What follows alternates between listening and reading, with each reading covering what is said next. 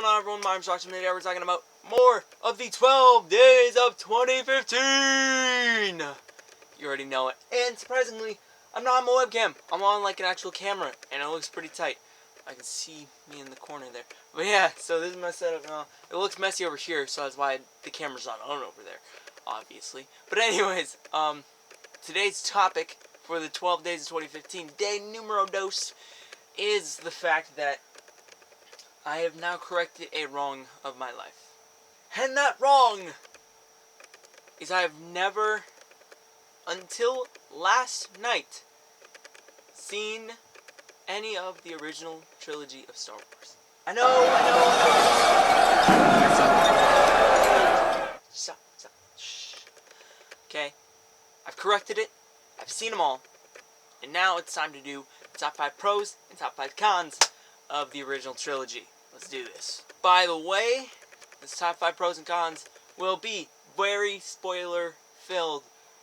But that's only because basically everyone's seen Star Wars. So, yeah. Top 5 pros numero cinco, or for those non-Spanish speakers, 5, I'm gonna give it to him.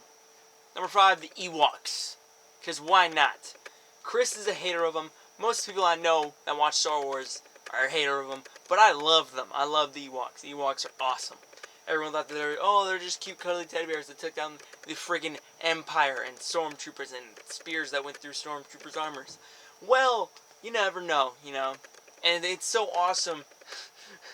You never know, It's so awesome about the Ewoks because it's like the true underdog story. And in Return of the Jedi, when you see the little Ewok dude end up about to die, and he's like, wake up, you're like tears in your eyes, and you're really sad. I'm like, no. Top 5 cons, number 5. We're gonna say, why not? I didn't like this aspect of the movie, but it's a very, I didn't really care for it. Alright, the pacing in between the movies, alright? So, the way that I watched it myself was I didn't wait 3 years between them to watch them. It's generally how anyone binge watches movies, right?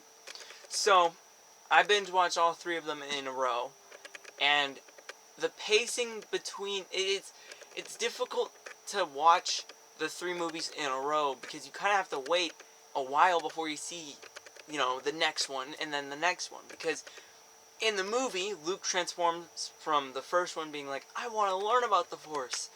And then Empire Strikes Back, I kind of understand the Force. I know what I'm doing here. I kind of know what I'm doing. And then Return of the Jedi, I'm a full-on Jedi. No one knows what I'm doing except for me, and I'm going to kick your ass. Okay? And it's weird because back to back, it's kind of like, what's the word? It's, confusing. Haha. It's kind of confusing when you see, Luke take that big transformation between every film, and it's just like, whoa, bro, like 3 hours ago, you were, like, doing nothing. Like, and it's just weird because the pacing should have, no. I'm not trying to What I'm trying to say is that the movies in order, in a binge-watchy sort of way that we've all become accustomed to, doesn't stand up, or doesn't hold up, because when you watch the movies in order so fast, they don't hold together because you have to wait a little while to give Luke that time to actually, for it to be understandable that he transforms. Top 5 pros, actually. Number 4, pro.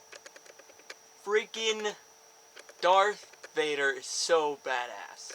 Now, I know he should be on, he's a villain and all, but he is so badass. Like, the entire time, without watching it, I was like, I already knew, oh, he's the main villain, he's a douchebag, I don't like him. But watching the movies, I really like him. I've come accustomed to actually like the bad guys in movies and all that, and in wrestling, my favorite is Seth Rollins because he's badass. But anyways, Darth Vader is such a badass in these movies, and I loved him so much. And when he comes full circle in Return of the Jedi, it's just so amazing. It's so amazing. See, when you know I have to take a break to think of what the cons are, then it's a good thing. If I already have all my 5 cons planned out, then that's not so good. Number 4 cons, I'm gonna go ahead and say the relationship between Luke and Leia, or not Luke and Leia, Han and Leia, jumping, like, it follows the pacing, but it's more confusing because of the dialogue that goes on in Return of the Jedi between Han and Leia. And it's just weird because it doesn't work together as no, it doesn't work. It just, I feel like when they made the movie, it felt like, oh yeah, there was like all of these things that makes them love each other, and then all of the dialogue works together. No, it doesn't. It really doesn't. Like, the dialogue, go back and watch that movie. Listen to the dialogue that they say between each other, and the dialogue does not work together, does not fit together at all, period. Number 3 pros, Obi-Wan Kenobi and Yoda being badasses when they're dead. This is more for Obi-Wan Kenobi, however, because the entire movie series he's dead, minus A New Hope. But the entire trilogy he's dead, and he still helps out Luke while he's like the ghost form, and he's like, Luke, use the Force. And then, you know, he helps Luke destroy the Death Star in A New Hope, and it was just so amazing because he's never actually there past when Darth Vader kills him, you know? And it's crazy because, like, all of these things come together, and it's like, holy shnikes, he actually saved the world and the universe without even being alive. Same with Yoda. Like, Yoda was still there helping, like, not as much as Obi-Wan, but he was still there helping after he died. Like, wow! And we're back. My memory card decided to shut down on me, whatever. Number 3 cons, Boba Fett as a character himself. It was just way overhyped. Everyone believed, like, I think I have to look up more about him to actually understand why people consider him the Daryl Dixon of Star Wars. But I just, like, watching it itself, I should feel that way about Boba Fett. Like, sure, he has cool armor and all, and sure, he's awesome whenever he talks, but it's just, he had a horrible death. Whenever he comes in, he's really annoying, and there's no reason for him to be there. And it's just a useless character, like, literally a useless character. That's why his death didn't really affect me. I was like, when I watched Return of the Jedi and he ended up dying, I was like, that's what the internet is clamming about so much about Boba Fett. I mean, there's no reason for them to care about him because he's just annoying the entire series. I don't know why people like him so much. And it's just, yeah, it's going on to the rant part of the cons, which is bad. Number 2 pros. You ready? I don't think you're ready. Because I'm ready, and I'm telling you, it has got to be Chewbacca. No. Some people may disagree with me. Probably everyone disagrees with me. But the Millennial Falcon. The Millennial Falcon is number 2 pros of the entire series. Because the entire time, especially like when they first come in and when they last leave it, like, it's so awesome. Like, the ship itself. Like, I want a Lego building of it somewhere on my desk because the Millennial Falcon is amazing and everyone treats it with utmost respect. You know, Lando says that he won't get a single scratch on it. Does get a scratch on it, probably a couple, but doesn't matter. They fucking beat them again. You know? And it's just like, the Millennium Falcon is so unique because it's just as fast as all the dark side's power, but it's even better because it's working for the Rebels. So, yeah. I love the Millennium Falcon. Number 2 cons. This is probably a weak one, but it makes sense. So stay with me. The purple, blue, whatever color lightning stuff that was coming out the Emperor's fingers in Return of the Jedi, like, what the hell is that? Okay, now I can understand the way that the way that my friend Chris explained it to me, like how the prequels explain it, but it's a really dumb explanation, and how the Force should just be really, it shouldn't be explained because it's better not explained. But it's like, I'm doing this and I'm hurting Luke, but I can see the lightning. But Darth Vader's choking people like this, but I can't see like a hand going like this. You know, that doesn't make sense. Like, how is the Emperor so big with the dark side and so powerful with the dark side that he can do that? But apparently Darth Vader is so strong with the dark side as well, but he can't do that. Like, why can't he do that? That's my main gripe, because it never explains in the movie how he can do that and why the Emperor can do that and Darth Vader can't. Number one pro of the entire series, Luke motherfucking Skywalker. Alright?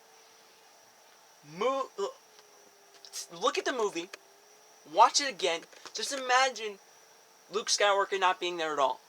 They would die immediately. He's the quintessential character that is so important to the entire thing that it works so well. And he keeps every promise that he has. He does everything right, and it works so well. And Mark Hamill kills it as Luke, because if you think about it, in Return of the Jedi, when the Emperor is doing his little laser lightning thing or whatever, Mark Hamill is just doing the acting like he's getting zapped and all. Like, there's no lightning there to actually touch him, so he's doing all this crazy work as an actor and does all these awesome things without actually seeing the effects. And he's so good. And Luke Skywalker, he does so much things in all three movies. Han Solo could have been the number one pro, but he did nothing in Return of the Jedi. He barely did anything in Empire Strikes Back. He's only awesome because whenever he's on screen, everybody loves him. Period. You know, all these amazing things built up in Luke, that he does everything right and everything amazing, everything good in all three films, and he's constantly a badass and constantly amazing. So that's why he's number one pro of the entire trilogy. And now my number one con, which, if anyone has seen any of the Blu-rays which have recently been released, or anything like that, or like a re-release of the films, you already know what I'm going to say. Number one con, George Lucas being an asshole. Okay, George Lucas decides he's smarter than the audience, and he's a bigger self towards the audience. So he decides, hey, I'm going to go ahead and do something that no one else would assume I would. And I'm going to add a lot of stupid shit in the original trilogy and make it useless. You know, one of the most biggest, like the biggest thing about it, in A New Hope at least, is did Han or Greedo shoot first? And in his new remade edition, Greedo shoots first, which makes no sense. But anyways, Empire Strikes Back, there's nothing really notable to bring it down as a movie. You know, there's still a lot of dumb mistakes added in the movie, but, you know, nothing really brings it down as a great movie. Return of the Jedi, however, at the very end, when Darth Vader throws the Emperor into the shaft, he starts screaming no. Alright, let me explain this to you, why it's so stupid, alright? Because I saw it without the no, it works so well. Because the entire time, you're seeing him look at Luke, look at the Emperor, look at Luke, look at the Emperor, and the entire time, he's watching his son being tortured, and he knows in his mind, the viewer knows in their mind what he has to do. So he just picks him up and throws him out, like, I did the right thing. And then he dies doing it. In the remade version, he's screaming, no, no, no, like the audience is stupid and they don't know what they're doing and they don't know what's going on. And they can't feel what's going on with Darth Vader. Because it's added that he's just, that the viewers are just so dumb. Like, the audience is dumb and they just need the help of George Lucas to propel them to get the answer. Which is not what we need. We need correct, awesome storylines, awesome scenes, awesome everything, and just working together. And that's why the prequels suck, because everything in the prequels is explained to you like you're dumb, like you just got an axe to the back of the head and you need to learn how to talk again. You know? Everything needs an explanation to George Lucas, which it doesn't. It really doesn't. And I don't know why. He's just so... he's the corporate asshole, and that's why he's the number one con. Alright, overall, the entire trilogy is amazing by far. You know, great. In my favorite order, it goes Empire, Return of the Jedi, New Hope, but that's just me.